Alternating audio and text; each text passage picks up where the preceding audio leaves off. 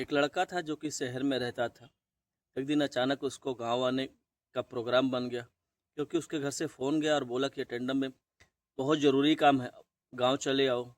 दोस्तों, गाँव आने के लिए अब अटेंडम में ट्रेन में कन्फर्म टिकट पाना इतना आसान तो होता नहीं है। वो काफ़ी परेशान हो गया, टिकट ढूँढने का प्रयास किया, कुछ दलालों से बात किया, कोई एक कन्फर्म टिकट मिल जाए, लेकिन कोई टिकट मिलती नहीं है। तो सोचा क्यों ना चलो एक चालू की टिकट ले लेता हूँ और एक रिजर्वेशन की सीट पर जाकर के कोई मिल जाएगा तो बैठ जाऊंगा, सफ़र कट जाएगा। दोस्तों, वो चालू की टिकट लेता है और लेने के बाद स्टेशन पहुंच जाता है और ट्रेन में बस ये देख रहा होता है किसी तरीके से ऐसी बोगी खाली दिख जाए जिसमें बहुत कम लोग हों, उसी में घुस जाऊं जो कि स्लीपर क्लास हो। काफ़ी देर तक देखता है लेकिन उसको कोई ऐसी बोगी दिखती नहीं है। थक हार करके जो है S10 में उसको जो है थोड़ा सा कम भीड़ दिखाई देती है। वो S10 की जो कोच होती है उसमें घुस जाता है और घुसने के बाद देखता है कि लगभग लगभग जितने भी यात्री हैं सब अपनी सीट पर काबिज हैं, सब अपनी अपनी सीट लिए बैठे हैं, कोई बैठा है कोई लेटा है। दोस्तों, कहीं ना कहीं वो बैठने का इंतज़ाम लगाने लगता है लेकिन लगता नहीं है। जिसकी सीट पर जाता है हर कोई पूछता है तुम्हारी सीट कहाँ है, तुम्हारी सीट कहाँ है। थक हार करके उसके समझ में नहीं आता तो वो फर्श पर बैठ जाता है। जिस फर्श पर जहाँ पर वो बैठता है उसी के सामने एक लड़की थी जो कि सीट पर लेटी थी। उस लड़के का जब रहन सहन कपड़ा वगैरह देखते हैं तो कहीं ना कहीं उस लड़की को लगता है कि लड़का सभ्य है, पढ़ा लिखा है। दोस्तों, उससे देखा नहीं जाता तो लड़की कहती कि एक काम करो, वहाँ बैठने से अच्छा है कि मैं सीट पर लेटी हूँ, तुम आकर के मेरी सीट पर बैठ सकते हो। इतना सुनते हो लड़का अंदर से बड़ा खुश हुआ कि चलो कम से कम किसी के अंदर इंसानियत जिंदा तो है। दोस्तों, लड़का उसकी सीट पर बैठ जाता है और बैठने के बाद ट्रेन चल देती, वो अपनी सफ़र की शुरुआत कर देता है। दोस्तों, समय बीतता जाता है, दोनों में बातें होने लगती है और लगभग 2-3 घंटे के आसपास का और समय बीतता है। जैसे जैसे समय गुजर रहा होता है, रात्रि का समय आ रहा होता है और दोस्तों जब रात होती है उसके बाद लड़के के साथ कुछ ऐसा हो जाता है जिसकी कल्पना दोस्तों उस पूरे बोगी में जो बैठे रहते हैं किसी को नहीं थी। लड़के की हालत देख करके हर कोई परेशान हो जाता है, फिर भी उसकी मदद करने के लिए कोई तैयार नहीं था। लेकिन वो जो लड़की थी, चाहे इंसानियत बस या कुछ भी समझ करके उस लड़के के साथ जो करती है किसी को उम्मीद नहीं थी। आइए जानते हो लड़की उस लड़के के साथ ऐसा क्या कर देती है और उस लड़के के साथ ऐसी कौन सी बड़ी घटना हो जाती है। तो कहानी की शुरुआत करते हैं, लेकिन उससे पहले जो नए दर्शक हैं जिन्होंने चैनल को सब्सक्राइब नहीं किया है चैनल को सब्सक्राइब कर लीजिए और वीडियो कौन से शहर से देख रहे हैं भी कमेंट करके बताइएगा। पिछली वीडियो पर जिन्होंने कमेंट किया था उनकी लिस्ट हमारे पास है। वीडियो के आखिरी में आप सभी का प्यारा सा नाम अवश्य लूँगा। तो देर न करते हुए चलिए कहानी की शुरुआत करते हैं। नमस्कार, प्रणाम, मैं कमलेश तिवारी। आज आपके लिए जो सच्ची घटना लेकर के आया हूँ, इस कहानी की शुरुआत होती है नई दिल्ली से। दरअसल नई दिल्ली से Kashi Vishwanath train train number 15128 जो कि दिल्ली से बन करके काशी विश्वनाथ तक जाती है। सुबह के लगभग 11:30 बजे के आसपास इसका टाइम होता है। एक लड़का था जिसका नाम आशीष था। आशीष मूल रूप से भदोही का रहने वाला था। दोस्तों, इसके घर से अचानक फ़ोन जाता है कि इसकी जो माताजी हैं इनकी तबीयत ख़राब है। ये सुनकर के वो काफ़ी परेशान हो जाता है और वो सोचता है कि इतनी जल्दी घर जाना और ट्रेन में टिकट पाना इतना आसान नहीं। बस से जाऊंगा तो काफ़ी समय लग जाएगा और काफ़ी किराया लग जाएगा, इससे अच्छा है कि ट्रेन से चलते हैं। दोस्तों, वो तत्काल में भी ट्रेन का टिकट मिलना इतना आसान था नहीं।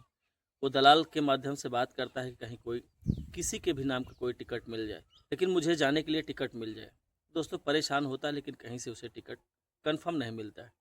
अब थक हार करके उसके पास एक ही रास्ता था, किसी तरीके से चालू का टिकट ले ले और ले करके जो है रिजर्वेशन कोच में जाकर के बैठ जाए और अपनी यात्रा शुरू कर दे, अपने घर पहुंच जाए और अपनी बीमार माँ को जल्द से जल्द देख ले। ट्रेन छूटने का समय 11:35 का समय था। दोस्तों, ट्रेन छूटने से पहले जाता है काउंटर पर, एक चालू की टिकट लेता है और लेकर के प्लेटफॉर्म पर पहुंच जाता है जहां पर ट्रेन खड़ी होती। दोस्तों, देख रहा होता है कि ऐसा कोई डिब्बा मिल जाए रिजर्वेशन का जिसमें लोग कम हो और खाली सीट हो, उस पर जा कर के मैं बैठ जाऊं। लेकिन दोस्तों, लगभग वो कई बोगियों में देखता रहता है, उसे कहीं आसपास खाली कोई बोगी दिखती नहीं है। वो काफ़ी परेशान हो जाता है। थक हार करके जब वो S10 के पास पहुंचता है तो उसमें लोग कम दिखते हैं, सिर्फ उतने लोग थे जितनी सीट थी।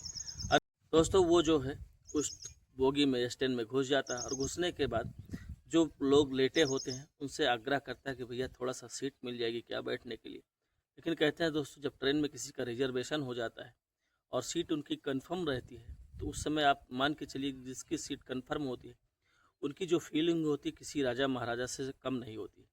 आदमी किस परिस्थिति से घर जा रहा है, किस परेशानी में जा रहा है, उन लोगों को इस चीज़ का आभास नहीं होता। उनको सीट मिल गई तो कहीं लेट करके जाएंगे तो कहीं पैर फैला करके जाएंगे। वो सामने वाले की मजबूरी नहीं समझते। आशीष काफ़ी लोगों से आग्रह करता है लेकिन कोई उसको अपनी सीट पर बैठाने के लिए तैयार नहीं था। ट्रेन चल देती है, कुछ देर तक तो वो इंतज़ार करता है कि कहीं कोई बिठा ले, खड़ा रहता है लेकिन कोई बिठाता नहीं। दोस्तों, ट्रेन अपनी पूरी रफ्तार से चलती है, गाज़ियाबाद पहुंच जाती है। गाज़ियाबाद में और लोग बैठ जाते हैं। अब कहीं न कहीं उसके डिब्बे में फिर से भीड़ हो जाती है। गाज़ियाबाद से ट्रेन निकल लेती है, तब तक वो खड़ा ही रहता है। उसके बाद अब उसको लगने लगा था कि मुझे सीट मिलेगी नहीं। दोस्तों, एक जगह एक लड़की थी जिसकी सीट कन्फर्म थी, वो लेटी हुई थी। उसके बगल में और कुछ लोग थे, वो भी अपनी सीट पर लेटे थे। वो थक हार करके अपने बैग से एक गमछा निकालता है और निकाल करके उस फर्श पर बिछा देता है और बिछाने के बाद उस पर बैठ जाता है। जैसे उस पर बैठता है, उस लड़की की नज़र उसके ऊपर पड़ती है, उसके रहन सहन, कपड़ों पर और लोगों से बातचीत का जो तौर तरीका था, उससे वो लड़की कहीं न कहीं समझ जाती है कि किसी अच्छे घर का है और संस्कारी लड़का है, पढ़ा लिखा है। दोस्तों, जब वो गमछा बिछा करके बैठा रहता है, लड़की कुछ देर तक तो देखती है लेकिन उससे रहा नहीं जाता। तो लड़की कहती है कि फर्श पर बैठने से अच्छा है कि आकर के मेरी सीट पर बैठ जाओ। ये बात सुनकर के आशीष बड़ा खुशी होता है कि चलो कम से कम किसी के अंदर इंसानियत तो जिंदा है। दोस्तों, वो फर्श छोड़ करके सीट पर बैठ जाता है। बैठने के बाद कुछ देर तक तो दोनों शांत रहते हैं, लेकिन थोड़ी देर बाद दोनों में बातें होने लगती है, परिचय होने लगता है। आशीष बताता है कि मेरा नाम आशीष है, वो अपना नाम नीलू बताती है। वो बताती है कि मैं बादशाहपुर के रहने वाली हूँ और मैं बादशाहपुर स्टेशन पर उतर जाऊँगी। ये सुनकर के आशीष कहता है कि मुझे भदोही जाना है, बस 2 स्टेशन बाद भदोही भी है और मेरी माँ की तबीयत ख़राब है। अचानक घर से फ़ोन आया और मुझे टिकट मिली नहीं, मजबूरी मुझे ऐसी यात्रा करनी पड़ रही। अब दोस्तों, दोनों में कैसे बातचीत शुरू हो जाती है। ट्रेन की जो रफ्तार होती है पूरी तरीके से अपने स्पीड में चल रही होती है। जहाँ जहाँ उसका स्टॉपेज होता है वहाँ वहाँ रुकती, जहाँ जहाँ रुकती दोस्तों उसमें सवारी उतरने की बजाय सिर्फ बैठा करते थे। देखते देखते जो ट्रेन थी पूरी खचाखच भर जाती है। यहाँ तक कि जो स्लीपर बोगी थी पूरी तरीके से जनरल बोगी बन जाती है। इतने आदमी भर जाते हैं पूरी तरीके से, क्योंकि गर्मी का महीना था और जो पंखा था वो भी इतना तेज़ हवा नहीं दे रहा था कि लोगों के बदन में जो गर्मी है उसको ठंडा कर सके, क्योंकि लोग इतने ज़्यादा हो गए थे पैर रखने की जगह नहीं थी। कहीं न कहीं आशीष सोच रहा था किसी तरीके से सफ़र कट जाए बस। नीलू अपनी सीट पर लेटी होती है, ये उसके पैरों के पास बैठा था। दोस्तों, समय बीतता जाता है। रात के लगभग 8:30 बजे के आसपास का समय हो जाता है। क्योंकि जो आशीष था खाने पीने के लिए कुछ लाया नहीं था, तत्काल में जिस हालत में था उसी हालत में निकल लिया था। उधर ट्रेन में जो खाना देने वाले होते हैं वो आते हैं, आवाज़ लगाते हैं, किसको किसको खाने का ऑर्डर देना है दे दीजिए। तो दोस्तों, जो आशीष था 1 प्लेट खाने का ऑर्डर देता है और कहता है कि मुझे शुद्ध शाकाहारी खाना चाहिए, दाल चावल रोटी सब्जी। वो कहते हैं कि ठीक है, 150 रुपये थाली का खाना है। वो कहता है ठीक है, कोई बात नहीं। दोस्तों, अपने लिए खाना बुक कर रहा होता है, तब नीलू से कहता है कि आप खाने का क्या करेंगे, आप कुछ लेकर के आई हैं या मैं आपके लिए भी ऑर्डर कर दूं? तो नीलू कहती है कि मेरे पास कुछ नाश्ता टाइप में है, मैं उसको खा लूँगी। मैं वैसे भी ट्रेन वगैरह का खाना नहीं खाती हूँ, क्योंकि मैं एक बार खाई थी, मुझे बड़ी दिक्कत हो गई थी। तो ये सुनकर के आशीष कहता है कि देखो मेरी तो मजबूरी है, मुझे तो खाना ही पड़ेगा क्योंकि मैं कुछ लेकर के आया नहीं हूँ। तो कहती ठीक है, एक काम करो अपने लिए बुक कर दो। आशीष खाने का ऑर्डर दे देता है। लगभग 1 घंटे बाद खाना एक आदमी लेकर के आता है, उसका पेमेंट आशीष करता है और आशीष खाना खाने लगता है। खाना पीना खा करके दोस्तों आशीष उसी सीट पर बैठा था। ट्रेन अपने पूरी रफ्तार में चल रही होती है। रात के लगभग 11:30-12 बजे के आसपास का समय होता है। जो आशीष था उससे अचानक उल्टियाँ होने लगती है, क्योंकि गर्मी का महीना था, ऊपर से लोग इतने थे। ट्रेन में जो पंखा था उसमें भी पर्याप्त हवा नहीं थी। उसकी तबीयत बिगड़ती जाती है। वो खिड़की के बगल से खड़े होकर के उल्टियाँ करने लगता है। जैसे उल्टी करने लगता है तो चूँकि खिड़की की वजह से ट्रेन चल रही होती है तो हवा से कुछ लोगों को छींटे पड़ जाते हैं।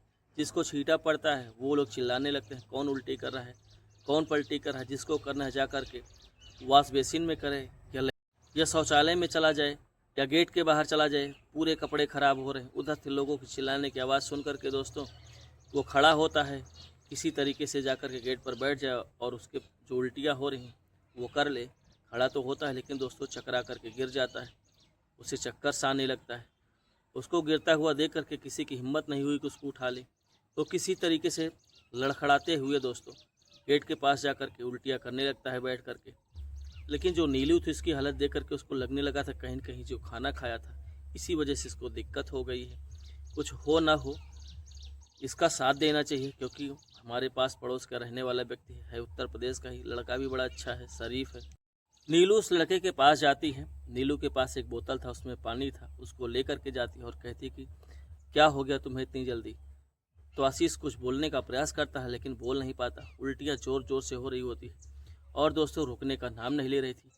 ये देख कर के वो काफ़ी परेशान हो जाती है। पूरी तरीके से वो लस्ट होता दिख रहा होता है। नीलू के समझ में नहीं आ रहा होता है कि इस लड़के को हो क्या गया इतनी जल्दी। उसके पास ना कोई दवा थी, ना ही कोई सुझाव था, ना कोई उपाय था। वो क्या करती। लड़के की हालत बस से बदतर होती जा रही होती है। नीलू के बोतल का जो पानी होता है उसको खोलती है और उसका चेहरा वगैरह खूब अच्छे से धुलाती है, उसको कुल्ला कराती है और उसके बाद उसको ला करके अपनी सीट पर लेटा देती है और कहती है तुम एक काम करो, लेट जाओ, तुम्हें आराम की ज़रूरत है।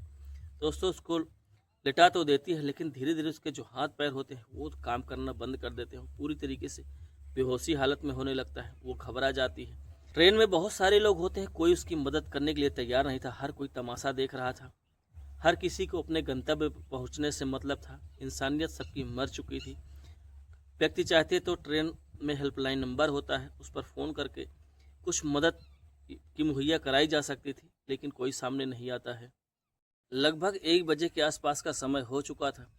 वो ऑनलाइन देखती है तो प्रतापगढ़ रेलवे स्टेशन आने वाला था। किसी न किसी तरीके से इस लड़के को ट्रेन से उतार करके इसका ट्रीटमेंट कराया जाए। खुदा न खास्ता इसके साथ कुछ भी हो सकता है। दोस्तों 1:05 पर जब ट्रेन प्रतापगढ़ रेलवे स्टेशन पर पहुंचती है तो ये ट्रेन को छोड़ देती है और साथ ही साथ आशीष को भी अपने साथ उतार लेती है। उतारने के बाद वहाँ पर पहुँचती है और एम्बुलेंस को फ़ोन करती है। एम्बुलेंस आती है, इसको ले जाती है जिला अस्पताल, वहाँ पर एडमिट करवाती है। अब दोस्तों जो नीलू को बादशाहपुर उतरना था वो बादशाहपुर से पहले ही प्रतापगढ़ में उतर जाती है और जिसको भदोही उतरना था उसको भी उतार लेती है। अस्पताल में ले जाकर के एडमिट करवाती है। क्योंकि रात के लगभग 1:30 बजे के आसपास का समय हो चुका था। अस्पताल पहुँचते पहुँचते डॉक्टर की जो टीम होती है वो आती है, जाँच वगैरह करती है। इसकी जो हालत थी बस से बदतर थी। दोस्तों डॉक्टर जो होते हैं तत्काल प्रभाव से इसको इमरजेंसी वार्ड में ले जाते हैं। इसके ग्लूकोज वगैरह चढ़ाने लगते हैं। इसका ट्रीटमेंट चालू हो जाता है। डॉक्टर साहब समझ नहीं पा रहे थे कि इसको हो क्या गया। सारी कहानी ये बताती है कि ट्रेन का खाना खाए, उसके बाद से उल्टियाँ शुरू हो गई। तब डॉक्टर को लगा कहीं न कहीं इसको फूड पॉइजनिंग की दिक्कत हो गई है।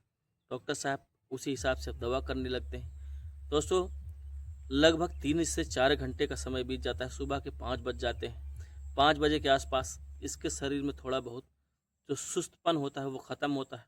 जो बोल नहीं पा रहा होता है वो बोलने लगता है। जब वो आंखें खोलता है तो देखता है कि नीलू उसके साथ है और वो हॉस्पिटल में है। ये देख कर के वो दंग रह जाता है। उसकी आंखों में आंसू आ जाते हैं। आंसू को देख कर के नीलू कहती है कि तुम रो क्यों रहे हो। वो कहता है कि अगर शायद तुम नहीं होती तो आज पता नहीं मेरे साथ क्या हो जाता और मुझे इतनी जल्दी क्या हो गया मैं समझ ही नहीं पाया। वो बताती है कि जब तुम खाना खाए उसके बाद तुम्हें उल्टियाँ होने लगी। तो बोला हाँ मुझे सब कुछ याद है, मैं गेट पर गया वहाँ तक भी याद है, लेकिन उसके बाद क्या हुआ मैं मुझे कुछ नहीं याद है। तो बताती है गेट पर तुम उल्टी कर रहे थे। थोड़ी देर बाद मैं पानी लेकर के तुम्हारे पास गई और तुम बेहोश हो गए। मैं तुम्हें ला करके अपनी सीट पर लिटा दी। तब तक ऑनलाइन देखा तो प्रतापगढ़ आने वाला था। मैं तुमको वहाँ पर उतार ली। उतारने के बाद एम्बुलेंस से हॉस्पिटल लेकर के आई। इतनी कहानी सुनने के बाद कहीं न कहीं जो आशीष था उसको लगने लगा कि आज भी इंसानियत ज़िंदा है। दोस्तों आशीष जो था वो पेशे से एक इंजीनियर था, जो कि नोएडा की एक बड़ी कंपनी में सॉफ्टवेयर इंजीनियर था और अच्छी खासी सैलरी पैकेज थी। उसके परिवार में उसकी माँ की तबीयत खराब थी। जब उसको थोड़ा बहुत होश आता है, घर वालों को बताता नहीं कि मेरी तबीयत ख़राब है, सिर्फ घर वालों को फ़ोन करके ये कहता है कि मुझे आने में थोड़ा सा लेट हो जाएगा, मैं आ रहा हूँ, रास्ते में हूँ। अगर घर में बता देता तो उधर माँ बीमार थी, घर वाले और परेशान हो जाते। लगभग सुबह के 5 बजे के आसपास का ये वाक़या था। डॉक्टर कहते कि बहुत घबराने की ज़रूरत नहीं, मैं इनको 1-2 इंजेक्शन और दे देता हूँ, 1-2 घंटे बाद आप इनको लेकर के जा सकते हो, कोई दिक्कत नहीं है। दोस्तों जो नीलू थी उसे कहीं न कहीं अब राहत महसूस होने लगी। 2 घंटे यानी लगभग 7:30 बजे के आसपास का समय हो जाता है और उसके बाद जब ये पूरी तरीके से चलने-फिरने लगता है, तो नीलू एक रिक्शा बुक करती है और एक आशीष को लेकर के पहुँचती है प्रतापगढ़ का जो बस स्टॉप होता है वहाँ पर। वहाँ से बस पकड़ती है। बस पकड़ कर के इसको भी बिठाती है और इससे कहती है कि आप भदोही निकल जाइए और मैं बादशाहपुर में उतर जाऊँगी। दोस्तों दोनों बस पर बैठते हैं और ढेर सारी बातें करते हुए अपने-अपने गंतव्य पर चले जाते हैं। लेकिन इस बीच दोनों के बीच इतनी सारी बातें होती हैं, दोनों के बीच अच्छी खासी दोस्ती हो जाती है। दोनों के जो नंबर होते हैं वो आदान-प्रदान हो जाते हैं। जब दोनों अपने घर पहुंच जाते हैं, आशीष अपनी माँ को देख लेता है। उसकी माँ के स्वास्थ्य में धीरे-धीरे सुधार आ रहा होता है, तो उसे भी थोड़ा बहुत राहत होता है। तब उसको याद आती है नीलू को। नीलू को फ़ोन करता है और कहता है कि तुम घर पहुँच गई? वो कहती है कि मैं तो घर कब की पहुँच गई, मैं तुम्हें जानबूझ कर के फ़ोन नहीं करी कि तुम बोले थे कि मेरी माँ की तबीयत ख़राब है, मैं सीधा हॉस्पिटल जाऊँगा बनारस, इस वजह से मैं तुमको फ़ोन नहीं किया। मैं तुम्हारे फ़ोन का इंतज़ार कर रही थी, मुझे भी चिंता हो रही थी कि तुम्हारी माँ की तबीयत कैसी है और तुम्हारी कैसी है। दोस्तों कहीं न कहीं जो नीलू का व्यवहार था और स्वभाव था, बहुत अच्छा था। उसके स्वभाव का पूरी तरीके से मुरीद हो चुका था आशीष। आशीष पसंद करने लगा था, आशीष को लगने लगा था कि अगर ऐसा साथी हो तो ज़िंदगी में खुशियों की कोई कमी नहीं रहेगी। दोस्तों इन दोनों के बातों का सिलसिला बहुत दिन तक चलता है कि आशीष जो होता है दिल्ली आ जाता है, नीलू भी दिल्ली आ चुकी होती है। दोनों अक्सर जब छुट्टियाँ होती तो एक दूसरे के साथ मिलते, टाइम स्पेंड करते, बहुत सारी बातें करते। इन दोनों के रिश्ते जो थे लगभग 1 साल तक चलते हैं। उसके बाद एक दिन आशीष नीलू से कहता है कि इस तरीके से छुप-छुप करके रिश्ते रखने से बेहतर है कि क्यों ना हम लोग इस रिश्ते को एक नया नाम दें, एक नई पहचान दें, जिससे इस गाँव समाज में कोई ये ना कह सके कि ये लोग इस उम्र में ये गलत काम कर रहे हैं। तो नीलू कहती है क्या चाहते हो तुम? वो कहता है कि मैं तुम्हें अपनी धर्मपत्नी बनाना चाहता हूँ, तुम्हारे साथ ब्याह करना चाहता हूँ। ये सुन कर के नीलू पहले हँसती है और उसके बाद कहती है कि इतना देर लगा दिया सब चीज़ कहने में। तो आशीष कहता है कि हर किसी का एक टाइम होता है। शायद मैं जल्दबाजी कर देता और जल्दबाजी में फ़ैसला ले लेता, तो उस वक़्त हो सकता है कि तुम्हारे मन में सारी चीज़ें ना होती। इस वजह से हम एक दूसरे के साथ इतना दिन रिश्ते में रहे। अब इन रिश्तों को पहचान देने का समय आ गया है। दोस्तों नीलू और दोनों उस रिश्ते के लिए तैयार हो जाते हैं। आशीष अपने घर वालों से बात करता है, अपनी माँ से बात करता है, सारी कहानी सब बताता है कि ऐसी-ऐसी बात है। उसकी माँ कहती है कि बेटा बुरे वक्त पे जो साथ दिया हो वही अच्छा साथी होता है, सच्चा साथी होता है। मुझे भी लगता है कि वो लड़की सिर्फ तुम्हारे लिए बनी है। मुझे कोई आपत्ति नहीं है। मैं उसके फैमिली वालों से बात करूँगी, तुम्हारे पापा बात करेंगे। शादी तुम्हारी अब होगी तो सिर्फ नीलू के साथ होगी। दोस्तों आशीष के माँ-बाप नीलू के माँ-बाप से बात करते हैं। वो लोग भी तैयार हो जाते हैं। चूँकि नीलू जो थी वो भी इंजीनियर थी, वो भी अच्छी खासी नौकरी करती थी, पैसा अच्छा खासा कमाती थी। जो आशीष था वो भी पैसा कमाता था। इस वजह से रिश्ता तय हो जाता है और आने वाले टाइम में इन दोनों की शादी हो जाती है और दोनों पति-पत्नी के रूप में इस रिश्ते को आगे बढ़ाने लगते हैं। दोनों दिल्ली में रह ही रहे होते हैं। अब जो अलग-अलग रहते थे दोनों साथ रहने लगते हैं। इसीलिए कहते हैं दोस्तों कभी-कभी सफ़र में बहुत सारी ऐसी घटनाएँ हो जाती हैं। विशेष करके जो लोग जल्दबाजी में सफ़र करते हैं या इमरजेंसी में सफ़र करते हैं, कभी-कभी ऐसी स्थिति बन जाती है कि टिकट लेने तक के मौके नहीं मिल पाते हैं, मजबूर हो जाता है। बहुत सारी ऐसी घटनाएँ हमारी आँखों के सामने होती हैं लेकिन हम कुछ नहीं करते हैं, सिर्फ़ उसको देख कर के चले जाते हैं। जबकि हमारा ये कर्तव्य नहीं है, अगर कोई मुसीबत में है, कोई परेशानी में है, हमें उसकी मदद करनी चाहिए। इंसान है, इंसान इंसान के ही काम आता है। अगर एक दूसरे के काम नहीं आएगा कोई, तो हो सकता है कल हम मुसीबत में होंगे तो हमारी मदद कौन करेगा। इस वजह से एक दूसरे की मदद करते रहिए और जहाँ तक हो सके एक दूसरे का साथ निभाइए, दोस्ती का रिश्ता रखिए, व्यवहार अच्छा बनाइए। बस कहानी सुनाने का उद्देश्य बस यही था। कल मिलूंगा एक नई कहानी के साथ। वीडियो कैसी लगी कमेंट करके ज़रूर बताइएगा। लेकिन जाने से पहले जिन्होंने पिछली वीडियो पर कमेंट किया था 2 मिनट उनका प्यारा सा नाम लेना चाहूँगा। वो डॉक्टर ओम प्रकाश यूपी से, नीलेश हैदराबाद से, सुरेश कुमार कुमार नरेंद्र देव जहानाबाद बिहार से, चेतराम मौर्य दिल्ली से, सतीश पीएन तिवारी बलिया उत्तर प्रदेश से, रामानुज पांडे धनबाद झारखंड से, दिलीप राजपूत खंडवा गोकुल गांव से, आशीष कुमार रुद्र प्रताप नारायण तिवारी महोबा उत्तर प्रदेश से, अब्दुल कयूम राधे श्याम पटेल जौनपुर उत्तर प्रदेश से।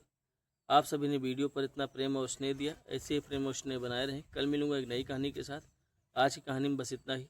धन्यवाद, नमस्कार।